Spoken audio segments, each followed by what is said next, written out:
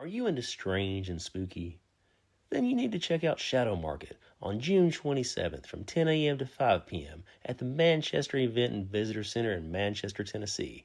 It's just a short drive from Nashville.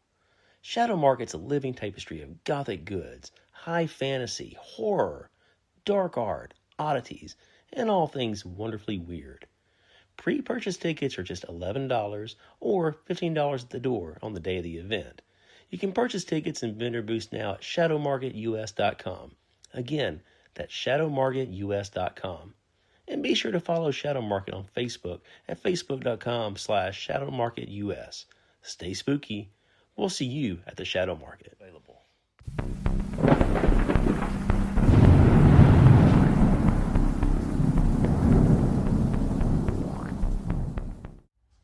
Welcome to Southern Ghost Stories. I am the American Haunt Historian, Alan Searcy. So as some of you know, I started the show back in 2019. It was me and my lovely co-host Chelsea. We were talking about ghost stories, folklore. It was like a two-man show. It was a lot of fun. We did outtakes at the end. But I found a treasure trove of old podcasts that are no longer in circulation. I figured it'd be fun to upload those just once a week, playing the hits, the good old days of the show.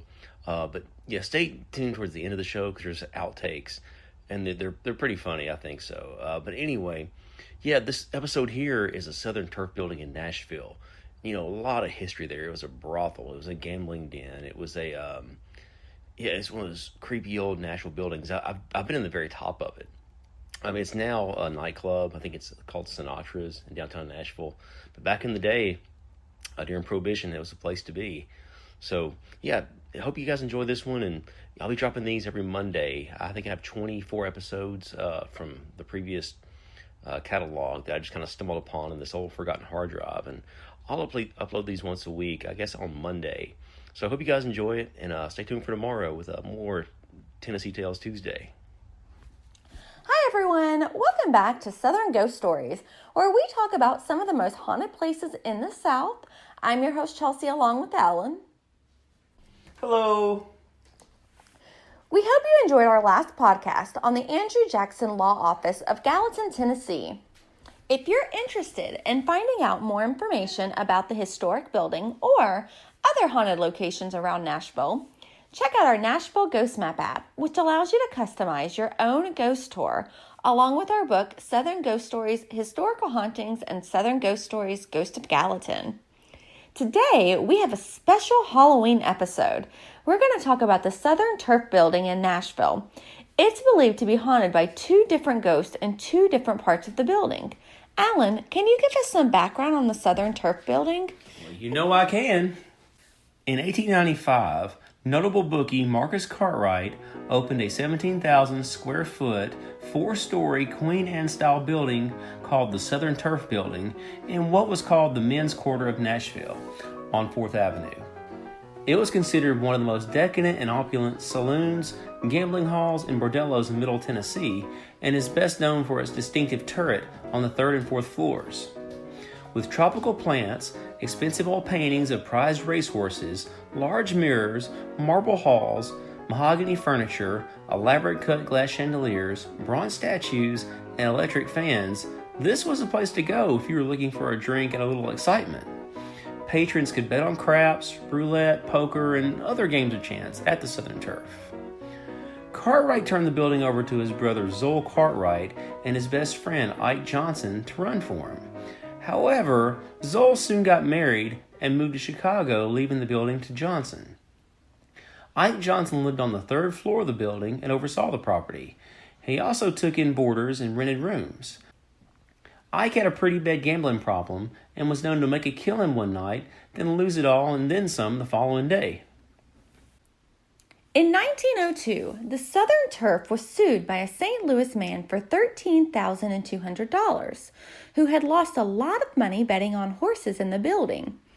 He argued that betting on horse races were illegal unless you were at the track, which technically he was right, but gambling still took place there anyway.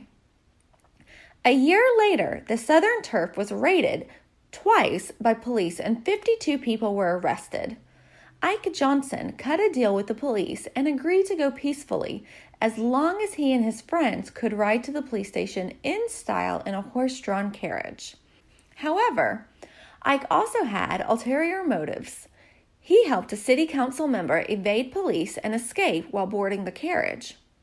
The city knew what went on at the Southern Turf, and eventually a deal was cut where Ike Johnson would close down the building at 5 p.m. on Saturdays so people would be less inclined to come gamble their paychecks away. There were instances of wives coming to the Southern Turf and pleading with Ike to give the money back that their husbands had lost. Since Ike didn't want any trouble with the law, he often gave refunds in those particular cases because he knew if the ladies went to the law, he could lose a lot more. Typically, the wife would get the money and her deadbeat husband would be banned from ever returning to the building. On the other hand, Ike was fair to people who won. If someone won a large sum of money, he would send a guard to escort the winner to the bank or to their house. In 1906, the Southern Turf fell on hard times when the state began cracking down on gambling and passed strict laws making gambling illegal. 3 years later, when Prohibition went into effect, things got even tougher. The local newspaper, the Tennessean, bought the building and was set to move in the spring of 1916. After living in the building for over 20 years, Ike Johnson wasn't happy about leaving. On February 3, 1916, as the police were set to evict Ike the next morning, he sat on his bed and thought about what life would be like somewhere else. He had no desire to start over, and he pulled out the revolver he kept under his pillow, slowly raised the gun to his right temple, and pulled the trigger. The police found Ike on the floor, dead of a self-inflicted gunshot wound to the head the following morning. Next to him was a note that said he would rather die than leave the building. According to his obituary, Johnson was often poor and often rich. He was 63 years old. After the death of Ike Johnson, the building was used by the Tennessean for 20 years. In 1936, the paper moved out and the Southern Turf building became just another office building in downtown Nashville, where businesses come and go. In the 1930s, a young man named David Schulman, who went by the nickname Skull, began working for the Tennessean as a paperboy.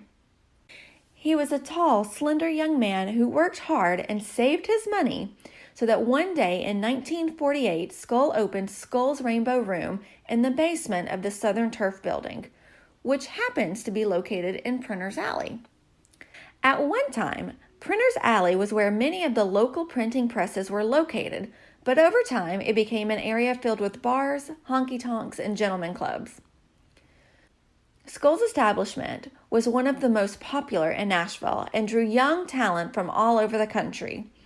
Musical acts such as Chet Atkins, Bob Dylan, Johnny Cash, Waylon Jennings, Boots Randolph, Elvis Presley, and Hank Williams rose to prominence playing at the Rainbow Room. There are even rumors that John Lennon visited the bar in the 70s and even wrote a song there. Country stars loved Skull so much that they made sure he was cast on the popular country music show Hee Haw from time to time. Skull loved being on Hee Haw so much that he even wore those bib overalls every day.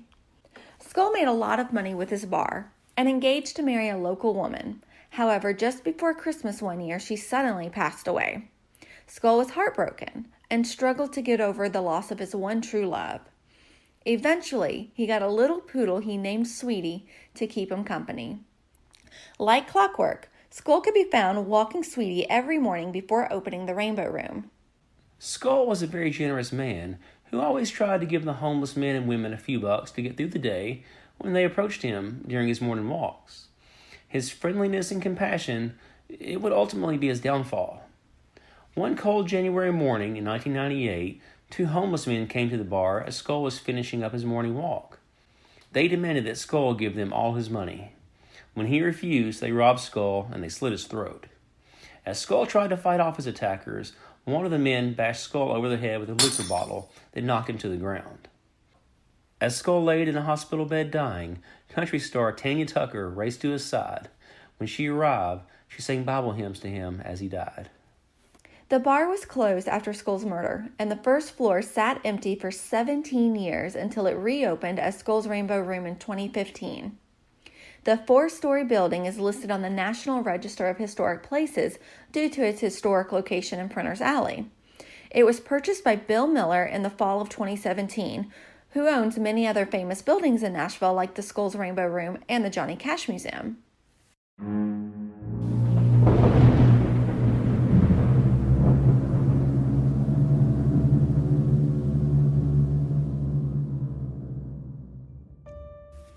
People that worked in the building tell stories of items being removed from their office only to turn up in other places in the building. The ghost of Ike Johnson is thought to still occupy the building today and has been spotted in a 3rd-story window some nights.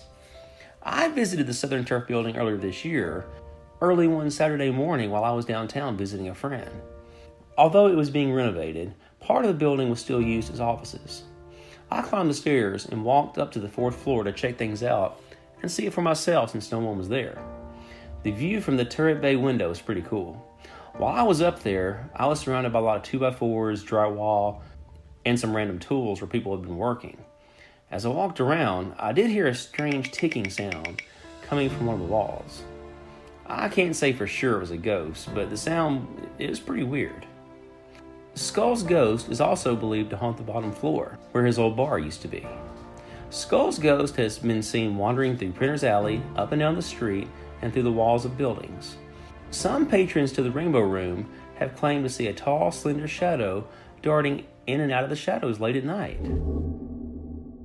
We hope you enjoyed hearing all about the Southern Turf building. If you would like to learn more about the hotel or other haunted locations in Nashville, download the Nashville Ghost Map app in iTunes and Google Play.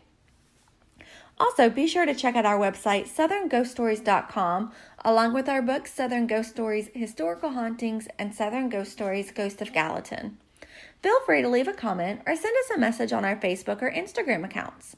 Let us know about any creepy experiences you may have had, and give us some ideas on location you'd like to hear us talk about in future shows.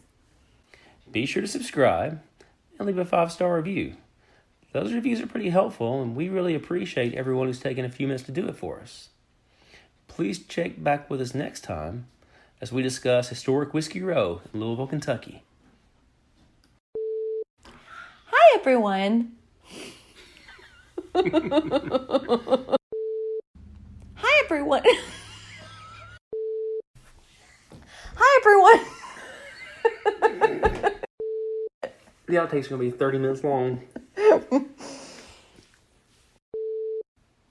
In 1895, notable bookie Marcus Cartwright opened a 17,000 square foot, 4-story Queen Anne style building called the Southern Turf Building.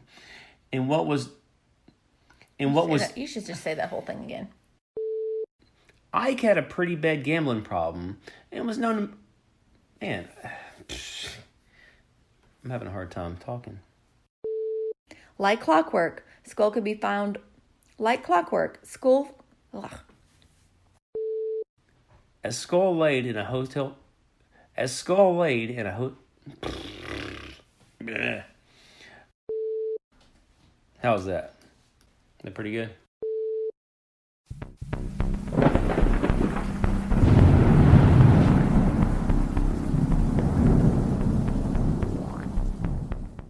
Monster City Madhouse, a year-round online store full of Halloween and classic horror shirts, with an emphasis on the vintage look. Use code SAVE10 for 10% off your order. MonsterCityMadhouse.com. Free shipping and financing's available.